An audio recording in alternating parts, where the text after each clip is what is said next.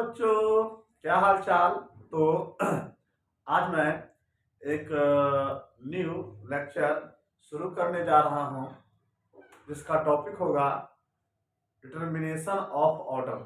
अभिक्रिया की कोटि को किस प्रकार से निकालते हैं। ठीक है, उससे पहले वीडियो को लाइक कर दीजिए, चैनल को सब्सक्राइब कर दीजिए यदि आप नया नया आए हैं तो। ठीक है, और एक बात और, इससे पहले वाला वीडियो को देखने के लिए डिस्क्रिप्शन में लिंक दिया गया है। आप लोग चाहें तो उसे पहले देख लें, उसके बाद इस वीडियो को देखें ताकि अधिक समझ में आ सके। ठीक है, एक बात और, अभिक्रिया की कोटि को निकालने के लिए हमने पहले भी एक और टॉपिक के बारे में चर्चा किया था और उससे रिलेटेड हमने क्वेश्चन भी बनवाया था। तो आप लोग पहले वो सब कर लीजिए, उसके बाद ये सब कीजिएगा। अच्छा, एक बताओ, क्या यहाँ पर जो है अभिक्रिया की कोटि निकालने के लिए और मैं भिन्न भिन्न तरीका बतलाने वाला हूँ जो किसी भी एग्जाम के लिए इम्पोर्टेंट है। ठीक है, तो वीडियो शुरू करते हैं। देखिए, इसमें हेडिंग दिया जाएगा, determination of order of reaction. Determination of order of reaction. ठीक है, अभिक्रिया के कोटि का निर्धारण। अभिक्रिया के कोटि को हम लोग किस प्रकार से निकालते हैं। तो ऐसे तो निकालने के लिए कुल जो है 5 मेथड है, लेकिन हम लोग एक एक करके पांचों के बारे में चर्चा करेंगे। ठीक है, हो सकता है इस लेक्चर में मैं दो मेथड के बारे में बतलाऊं, बाकी विशेष मेथड जो है, ठीक है, अगला लेक्चर में मैं समझाऊंगा। ठीक है, और आप लोग टेलीग्राम चैनल को ज्वाइन कर लीजिए, उसमें सारा जो है, जो भी notes, hand written notes, English medium, Hindi medium, सब जो है वहां दिया रहता है। आप लोग उससे जो है कॉपी कर लीजिए, केवल यहाँ समझिए और उससे कॉपी कर लीजिएगा। ठीक है, तो देखिए यहाँ पर अब 5 मेथड है, तो 5 मेथड में, ठीक है, हम लोग मेथड नंबर 1 के बारे में चर्चा करने जा रहे हैं। तो पहला जो मेथड है, उस मेथड का नाम है यूनिटरी मेथड। अब यूनिटरी मेथड बोले तो इसका मतलब हो गया मात्रक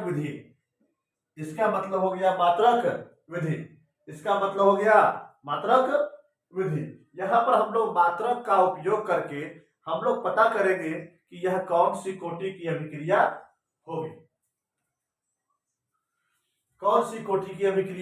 होगी, अगर अभिक्रिया की कोटि 0 आ जाए तो वह शून्य कोटि की अभिक्रिया होगी। यदि अभिक्रिया की कोटि 1 आ जाए तो प्रथम कोटि की अभिक्रिया होगी। बाकी हिंदी इंग्लिश सारा कुछ जो है टेलीग्राम में जो है सब कुछ लिखा हुआ है, आप लोग वहां पर सब देख लीजिएगा। ठीक है, चलिए, पहला है यूनिटरी मेथड, मतलब यहाँ पर हम लोग यूनिट का उपयोग करके जो है किसी भी रासायनिक अभिक्रिया की कोटि का निर्धारण करेंगे। ठीक है, इस पर क्वेश्चन किस तरह से बनते हैं हम लोग एक दो क्वेश्चन भी कर लेंगे तो समझ में चला आएगा। ठीक है, चलिए, तो हम लोग मेथड नंबर 1 शुरू करने जा रहे हैं। ठीक है, आप लोग के पास, ठीक है, नोट्स में लिखा हुआ होगा। ठीक है, केवल आप लोग देख ले जाइए और समझ ले जाइए। ठीक है, देखिए, हम लोग जानते हैं, मैं मान लेता हूं, let us suppose order of reaction equal to n। मैं मान लेता हूं कि n कोटि की अभिक्रिया है। ठीक है ना। तो हम लोग जानते हैं किसी भी अभिक्रिया के लिए अगर r लिखे तो Ka पर पावर n होता है। ठीक है ना, इसको मैं इस तरफ लाऊंगा तो ऐसा कुछ हो जाएगा, इक्वल टू k, इसलिए k बराबर r बटा a पर पावर n हो गया। हम लोग जानते हैं किसी भी अभिक्रिया के जो दर होता है, किसी भी रासायनिक अभिक्रिया का जो दर होता है उसका मात्रक होता है मोल पर लीटर पर सेकेंड, और सांद्रता, यहाँ ए क्या है, ए का कॉन्सेंट्रेशन है, तो कॉन्सेंट्रेशन का जो यूनिट होता है मोल पर लीटर। क्योंकि पावर n है इसलिए यहाँ पर n हो जाएगा, मोल पर लीटर पर सेकेंड, मोल पर लीटर पर सेकेंड हो गया यहाँ पर। ठीक है, अब मोल पर लीटर पर सेकेंड हो गया, तो ध्यान दीजिएगा भैया यहाँ क्या होने वाला है, मोल पर लीटर पर सेकेंड हो गया। अब क्या होगा, बटा में मोल पर पावर n और एल पर पावर माइनस m, मतलब एन जो है एक बार इससे मल्टीप्लाई हो गया, एक बार इससे मल्टीप्लाई हो गया। अब अलग कर लीजिए, तो मोल बटा मोल पर पावर n, एल पर पावर 1, एल पर पावर माइनस n पर सेकेंड। अब क्या होगा, मोल पर पावर 1 माइनस n, एल पर पावर माइनस 1 प्लस n पर सेकेंड। अब क्या होगा, मोल पर पावर 1 माइनस n, एल पर पावर n माइनस 1 पर सेकेंड। ये हो गया के लिए यूनिट, के लिए यूनिट। ठीक है ना। के है क्या, के है रेट कांस्टेंट, दर स्थिरांक। क्या है, दर स्थिरांक। तो हो गया के बराबर मोल पर पावर 1 माइनस n, एल पर पावर n माइनस 1 प्रति सेकेंड हो गया। चलिए अब इसका स्पेशल केस हम लोग करते हैं। यदि इसके स्पेशल केस के बारे में स्टडी करें, ठीक है, तो ध्यान दीजिएगा। तो यदि स्पेशल केस के बारे में स्टडी करें, तो पहला है case number 1, zero order reaction के लिए। तो जीरो ऑर्डर रिएक्शन के लिए n का मान कितना हो जाएगा, जीरो ऑर्डर रिएक्शन के लिए n का मान 0 हो जाएगा। तो हम लोग जानते हैं चूंकि n के बराबर होता है मोल पर पावर 1 माइनस n, एल पर पावर n माइनस 1 और क्या पर सेकेंड। के बराबर मोल पर पावर 1 माइनस n, n का वैल्यू कितना है, 0 है, 0 माइनस 1 पर सेकेंड।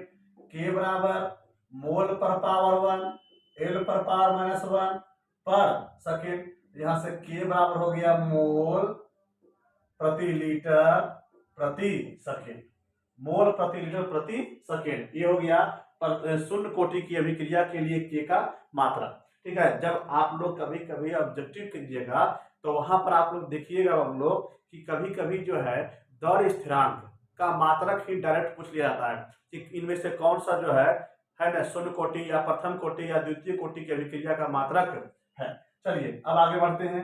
अगर केस 2 की बात करें तो यहाँ पर n का मान कितना होगा, 1। क्यों, प्रथम कोटि की अभिक्रिया इसलिए क्योंकि k बराबर है मोल पर पावर 1 माइनस n, एल पर पावर n माइनस 1 पर सेकेंड। सो k बराबर मोल पर पावर 1 माइनस 1 पर सेकेंड। के बराबर मोल पर पावर 0, एल पर पावर 0 प्रति सेकेंड।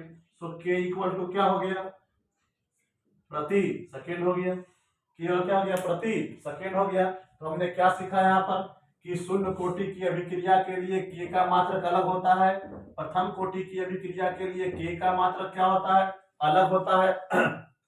ठीक उसी प्रकार से यदि केस 3 हम लोग देख लेते हैं तो द्वितीय कोटि की अभिक्रिया के लिए n का मान कितना हो जाएगा, 2 हो जाएगा। क्योंकि k बराबर होता है क्या, मोल पर पावर 1 माइनस n, एल पर पावर n माइनस 1 प्रति सेकेंड। k इक्वल टू हो गया मोल पर पावर 1 माइनस 2, एल पर पावर 2 माइनस 1 और क्या प्रति सेकेंड। k बराबर हो गया मोल पर पावर माइनस 1, एल पर पावर 1 प्रति second. So k equal to हो गया मोल पर पावर माइनस 1 एल प्रति सेकेंड। ये द्वितीय कोटि की अभिक्रिया के लिए क्या हो गया, के का मात्रक हो गया। ठीक, चाहिए आप लोग तो तीसरी कोटि की अभिक्रिया, चौथी कोटि की अभिक्रिया, मतलब एन टाइप की अभिक्रिया, कोई भी कोटि की अभिक्रिया रहेगा उसके लिए हम लोग दर स्थिरांक का मात्रक पता कर सकते हैं। तो देखिए, तो बच्चे लोग बोलते हैं कि सर आप हेडिंग दिलवाएं क्या, कि अभिक्रिया की कोटि निकालने के लिए, मतलब एन का मान निकालने के लिए आप के का मान निकाल रहे हैं। तो देखिए अब इस पर किस तरह के क्वेश्चन उठते हैं उसके बारे में चर्चा हम लोग करने जा रहे हैं। तो देखिए इसमें क्वेश्चन है, समझिएगा। ठीक है, ऐसे नोट्स आपके नोट्स में जो है क्वेश्चन दिया गया है, आप लोग समझ सकते हैं। देखिए मान लीजिए हमसे कोई क्वेश्चन पूछ दिया कि हमारे पास कोई रासायनिक अभिक्रिया है, उस रासायनिक अभिक्रिया के लिए के का मान जो है 2 × 10⁴ मोल मोल पर लीटर पर सेकेंड है। बताइए यह कौन सी कोटि की अभिक्रिया होगी। आप वीडियो को पॉज कीजिए और बनाइए।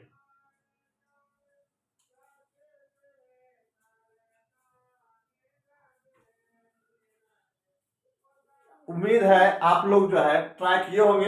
अगर ट्राई नहीं हुआ है, ठीक है, नहीं बना है तो टेंशन नहीं लीजिए, मैं आपको समझाता हूँ। देखिए कि यहाँ पर जो ये जो डाटा दिया गया है के बराबर इतना जो दिया गया है, ये केवल जो है ना बच्चे लोग को भरमाने के लिए दिया गया है। इस डाटा का कोई उपयोग यहाँ पर नहीं है। यहाँ पर जो है हम लोग केवल मात्रक का उपयोग करके हम लोग जो है, ठीक है, किसी भी रासायनिक अभिक्रिया की कोटि का पता कर सकते हैं। देखिए हम लोग जानते हैं कि यहाँ पर के का जो मात्रक काल है, क्या हाल है, मोल पर लीटर पर सेकेंड। और यहाँ के बराबर होता है क्या, हम लोग जानते हैं इसका मतलब क्या होता है, एल पर पावर 1 माइनस एन, सॉरी मोल पर पावर 1 माइनस एन, एल पर पावर एन माइनस 1, और क्या प्रति सेकेंड होता है। और हम लोग जानते हैं कि यहाँ पर क्या होगा, यहाँ पर एलएचएस एलएचएस बराबर तो आरएचएस आरएचएस क्या बराबर हो जाएगा। तो आप मोल की तुलना मोल से कर लीजिए या तो लीटर की तुलना लीटर से कर लीजिए, क्योंकि यहाँ पर दोनों में एन, मोल में भी एन है और लीटर में भी एन है, तो एन का मान निकल जाएगा। लेकिन सेकंड की तुलना सेकंड करना मूर्खता होगा, ठीक है। तो मोल पर पावर यहाँ पर 1 है, मोल पर पावर यहाँ 1 माइनस एन है, तो क्या होगा, बेस बेस समान था, पावर दोनों बराबर हो जाएगा। तो 1 माइनस एन हो गया। अब क्या होगा, 1 माइनस 1 इक्वल टू एन, ये चलाया है ना, माइनस ऐसा कुछ हो गया, आगे पड़ेगा 1। देखिए इसको आप की तरफ ले चलाइए तो प्लस एन 1 माइनस एन, इसको तरफ ले चलाइए तो क्या होगा, एन का मान कितना हो गया, 0 हो गया, या शून्य कोटि की अभिक्रिया हो गया। और ऐसे भी अगर आपको यूनिट याद है तो आप लोग देख के बता सकते हैं कि यह शून्य कोटि की अभिक्रिया होगी, ठीक है। अगर लीटर की तुलना आप लीटर से कर लो तो भी वही बात होगी, कुछ ऐसा हो गया। अब चूंकि यहाँ दोनों का बेस समान है इसलिए पावर क्या होगा, इक्वल हो जाएगा। So minus 1 plus 1 equal to N, so N equal to क्या हो गया, 0 हो गया, मतलब यह शून्य कोटि की अभिक्रिया हो गया, ठीक है। ठीक उसी तरह से और अलग अलग टाइप के भी रिएक्शन आ सकते हैं और उसकी कोटि भी निकाला जा सकता है, ठीक है। अच्छा, और भी क्वेश्चन बोला कि एक हमारे पास रासायनिक अभिक्रिया है जिसके लिए के का मान जो है 0.2 इंटू 10⁻⁴ प्रति सेकेंड है। बताइए यह कौन सी कोटि की अभिक्रिया है, बताइए यह कौन सी कोटि की अभिक्रिया होगी। तो कौन सी कोटि की अभिक्रिया होगी, तो यदि आपको याद है तो आप बता दीजिएगा कि प्रथम कोटि की अभिक्रिया है। प्रथम कोटि की अभिक्रिया के लिए के का जो मात्रक होता है प्रति सेकेंड होता है। चलिए मैं आपको बना के दिखाता हूं कैसे कैसे बनेगा। हम लोग जानते हैं के का जो फॉर्मूला होता है, मोल पर पावर 1 माइनस एन, एल पर पावर एन माइनस 1 और प्रति सेकेंड होता है। तो अब ध्यान दीजिएगा, यहाँ पर हम क्या करते हैं, यूनिट की तुलना करते हैं। यहाँ क्या लिखा हुआ है, प्रति सेकेंड, यहाँ है मोल पर पावर 1 माइनस एन, एल पर पावर एन माइनस 1 और प्रति सेकेंड। अब क्या करेंगे, यहाँ पर ऐसा करते हैं कि यहाँ तो कुछ लिखा हुआ नहीं है, तो मोल पर पावर 0, एल पर पावर 0 प्रति सेकेंड, मोल पर पावर 1 माइनस एन, एल पर पावर एन माइनस 1 प्रति सेकेंड हो गया। अब मोल की तुलना मोल से कर लीजिए, मोल की तुलना मोल से कर लीजिए, और लीटर की तुलना आप लोग लीटर से कर लीजिए। तो क्या होगा, 0 इक्वल टू 1 माइनस एन, ठीक है। तो क्या होगा, आप यहाँ पर इसको इधर चलाइए तो एन इक्वल टू कितना हो गया, 1 हो गया। तो यह कौन सी कोटि की अभिक्रिया हो गई, प्रथम कोटि की अभिक्रिया हो गया, ठीक है। 0 बराबर N minus 1, so N equal to कितना हो गया, 1 हो गया। तो यह क्या हो गया, प्रथम कोटि की अभिक्रिया हो गया। तो आप लोग देख सकते हैं और बता सकते हैं कि यह कौन सी कोटि की अभिक्रिया है, और यदि आपको के का मान दिया रहे तो हम किस प्रकार से निकाल सकते हैं कि यह कौन सी कोटि की अभिक्रिया होगी। चलिए अब जो है ये मेथड नंबर 1 था, इसकी मदद से हम लोग कैसे जो है, ठीक है, कैसे जो है अभिक्रिया की कोटि निकालते हैं, कैसे क्वेश्चन आएगा, सारा चीज के बारे में हमने चर्चा कर लिया। अब जो दूसरा विधि है इसको कहते हैं हम लोग half life method. Half life method का हिंदी होता है अर्ध आयु विधि। अर्ध आयु विधि मतलब यहाँ पर अर्ध आयु का उपयोग करके, अर्ध आयु का उपयोग करके, ठीक है, हम लोग क्या करेंगे, किसी भी रासायनिक अभिक्रिया की कोटि को पता करेंगे। तो देखिए सबसे पहला जो है यहाँ पर, सबसे पहले हमको सीखना है हाफ लाइफ क्या होता है। हाफ लाइफ क्या होता है, तो देखिए समझिएगा, अलग अलग कोई भी वस्तु रहे या जिंदा चीज रहे या मरा हुआ चीज रहे, तो सबका अपना अपना एक लाइफ होता है, अपना अपना एक लाइफ होता है। तो उसका आधा जो लाइफ होगा उसी लाइफ को हम लोग कहते हैं क्या, उसका हाफ लाइफ कहते हैं। सिंपल सी बात है। जैसे मान लो कोई रिएक्शन है जो 4 घंटा में पूरा हो रहा है, कंप्लीट हो रहा है, तो उसका आधा घंटा क्या हो जाएगा, उसका हाफ लाइफ हो जाएगा। तो जो आधा अभिकारक जो है उत्पाद में बदलने में जो समय लेता है उसी को उसका अर्ध आयु कहते हैं। और अर्ध आयु को जो है हम लोग, ठीक है, टी हाफ या T50 या T0.5 से डिनोट करते हैं। हाफ मतलब आधा, 50 मतलब 50% मतलब आधा, और कोई भी चीज होता है एक संपूर्ण भाग एक होता है तो उसका 0.5 मतलब आधा हो गया। तो किसी भी रासायनिक अभिक्रिया का जो है, ठीक है, आधा, किसी भी रासायनिक अभिक्रिया में आधा अभिकारक जो है उत्पाद में कन्वर्ट होने में जो समय लेता है उसी समय को हम लोग कहते हैं अर्ध आयु। और इसका मात्रक वही होगा, कभी सेकेंड, कभी मिनट, कभी घंटा, कभी हफ्ता, कभी सप्ताह, कभी साल, कभी कुछ कभी कुछ कभी कुछ हो जाएगा। ठीक है, चलिए, तो अब हाफ लाइफ क्या कहता है भाई, देखिएगा ध्यान दीजिए। ठीक है, ये हो गया मेथड नंबर 2। मेथड नंबर 2 जिसको कहते हैं हम लोग half life method. Half life method. अब अर्ध आयु विधि क्या होता है समझिएगा। ठीक है, अब अर्ध आयु विधि क्या होता है समझिएगा। ठीक है, अगर मेथड का स्पेलिंग गलत मैं लिख रहा हूं तो माफ कीजिएगा। ठीक है ना, ध्यान दीजिए, हाफ लाइफ मेथड क्या होता है समझिएगा। यहाँ पर अर्ध आयु विधि किसे कहते हैं समझिएगा। ठीक है, इसमें क्या होता है, तो कुछ वैज्ञानिक लोग ने एक्सपेरिमेंट किया तो पाया, ठीक है, कि किसी भी रासायनिक अभिक्रिया का जो अर्ध आयु होता है ना, उसके प्रारंभिक सांद्रता मतलब शुरू बार जो कॉन्सेंट्रेशन होता है, जो कोई रिएक्शन लिए तभी रिएक्शन कंप्लीट, कोई अभिकारक लिए, ठीक है, रिएक्टेंट लिए, अभी रिएक्शन शुरू नहीं हुआ तभी 100% है। तो उस समय जो कॉन्सेंट्रेशन रहता है उसी कॉन्सेंट्रेशन को हम लोग कहते हैं इनिशियल कॉन्सेंट्रेशन, प्रारंभिक सांद्रता। तो वैज्ञानिक लोग जब एक्सपेरिमेंट किए तो उन्होंने पाया कि किसी भी रासायनिक अभिक्रिया का जो अर्ध आयु होता है, ठीक है ना, उसके प्रारंभिक सांद्रता पर पावर 1 - n के समानुपाती होता है। और जब समानुपाती का चिन्ह हटाइएगा तो ये कांस्टेंट आएगा और वहां पर कांस्टेंट होगा के। ठीक, क्यों जाएगा। चलिए अब आगे बढ़ते हैं। ठीक है, इसका स्पेशल केस के बारे में हम लोग स्टडी कर लेते हैं। जब स्पेशल केसेस के बारे में स्टडी करेंगे तो केस नंबर 1 किसके लिए, शून्य कोटि की अभिक्रिया के लिए। सारा चीज आपको नोट्स में लिखा गया है, आप लोग देख सकते हैं, केवल आप समझ जाइए यहाँ पर। ठीक है ना, तो क्या होगा, टी हाफ इक्वल टू, ऐसे लिख सकते हैं, टी हाफ समानुपाती ए नोट पर पावर 1 - n, टी हाफ ए नोट पर पावर 1 - 0, टी हाफ ए नोट पर पावर 1। तो 1 मतलब समानुपाती हो गया, तो समानुपाती हो गया मतलब क्या, यहाँ पर हम लोग लेते हैं क्या, ए नोट, और यहाँ पर क्या लेते हैं, टी हाफ लेते हैं। तो मतलब क्या, यदि कोई शून्य कोटि की अभिक्रिया है, ठीक है, तो यदि इनिशियल कॉन्सेंट्रेशन ज्यादा होगा तो उसका अर्ध आयु भी ज्यादा होगा। अगर इनिशियल कॉन्सेंट्रेशन कम होगा तो क्या होगा, उसका अर्ध आयु भी क्या होगा, कम होगा। मतलब जैसे जैसे ए नोट का मान बढ़ाएंगे वैसे वैसे टी हाफ का मान बढ़ेगा। अब हम लोग बात करते हैं केस 2।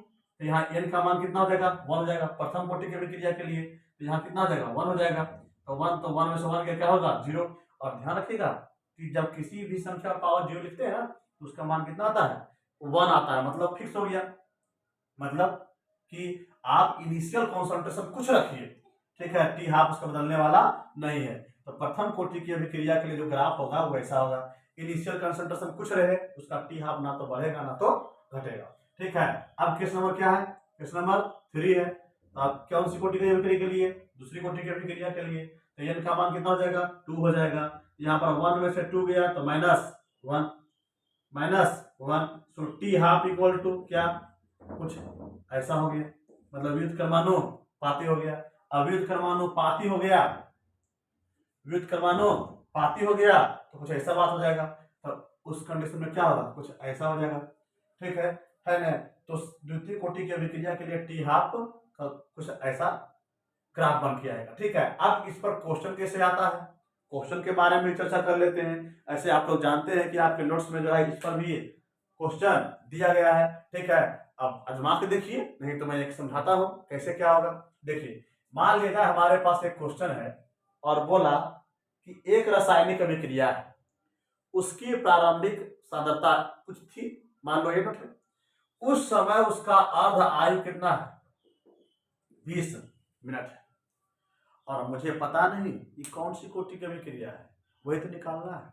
क्योंकि अलग अलग अभिक्रिया में टी हाफ और ए नोट में अलग अलग संबंध है। ठीक है, तो हमारे पास कोई रासायनिक अभिक्रिया है, उसका इनिशियल कॉन्सेंट्रेशन कितना है, कुछ था, मतलब ये नोट मान लीजिए, ठीक है। और उस समय उसका अर्धायु कितना है, 20 मिनट है, ठीक है। तो वही रासायनिक अभिक्रिया में क्या हुआ कि यदि आधा अभिकारक जैसे ही खत्म हुआ तो आधा बचा, आधा बचा, तो आधा बचने के बाद उस समय उसका जो अर्धायु जो हो गया वो कितना हो गया, 40 मिनट हो गया, 40 मिनट हो गया। तो बोल रहा है कि यह कौन सी कोटि की अभिक्रिया होगी, कौन सी कोटि की अभिक्रिया होगी। हम लोग जानते हैं क्या कि अगर शून्य कोटि की अभिक्रिया रहेगी तो इनिशियल कॉन्सेंट्रेशन बढ़ता है तो टी हाफ भी बढ़ता है। तो यहाँ तो क्या हो गया, कॉन्सेंट्रेशन तो घट गया है, तो घट गया है तो क्या होगा, हाफ लाइफ तो घटना चाहिए। प्रथम कोटि की अभिक्रिया में कुछ बढ़ाइए चाहे घटाइए कोई फर्क पड़ने वाला नहीं है। दूसरी कोटि की अभिक्रिया में उल्टा काम होता है, इनिशियल कॉन्सेंट्रेशन बढ़ाइएगा तो हाफ लाइफ उसका घटेगा, ठीक है, घटाइएगा तो बढ़ेगा। तो देखते हैं किस तरह की बात बन के आता है, ठीक है। तो हम लोग जानते हैं कि टी हाफ जो होता है इनिशियल कॉन्सेंट्रेशन पर पावर 1 माइनस एन के समानुपाती होता है। तो यहाँ पर टी हो गया 20, कितना हो गया यहाँ पर, अगला के लिए 40 हो गया। अब इसी के लिए काम करते हैं के, देखिए शुरू बार इनिशियल कॉन्सेंट्रेशन ए नोट था तो पावर 1 माइनस एन था। अगला बार क्या हुआ कि कह रहा है कि आधा अभिकारक खत्म हो जाने के बाद, आधा अभिकारक खत्म हो जाने के बाद, तो मतलब मान लिया जाए कि 100 रुपया जिसके पास था, अब आधा खत्म हो गया तो 50 रुपये बचा, अब 50 रुपये बचा हुआ है तो अगला अब फिर से खर्चा करना शुरू करेंगे तो ये 50 रुपया जो है फिर से जो है वो एक इनिशियल कॉन्सेंट्रेशन की तरह काम करना वो शुरू कर देगा। तो अब क्या होगा यहाँ पर ए नोट बाई 2 हो जाएगा पर पावर 1 माइनस एन हो गया कुछ हिस्सा, ठीक है। मतलब इस कंडीशन के लिए इनिशियल कॉन्सेंट्रेशन ए नोट था, अब अगला कंडीशन के लिए क्या हो गया ए नोट बाई 2 हो गया। सो अब इसे क्या कीजिए, काट दीजिए इसको, ठीक है। बाकी तो मैथमेटिक्स आ गया, अपने अनुसार से आप काम कीजिए। A naught pi A naught by 2 और पावर कुछ ऐसा, इसे क्या हो गया, कट गया 1 बाई 2, ठीक है।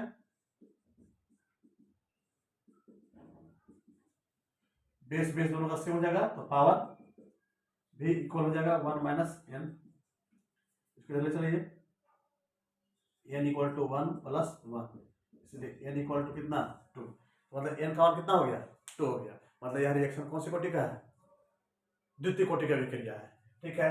एक क्वेश्चन में आ रहा हूं,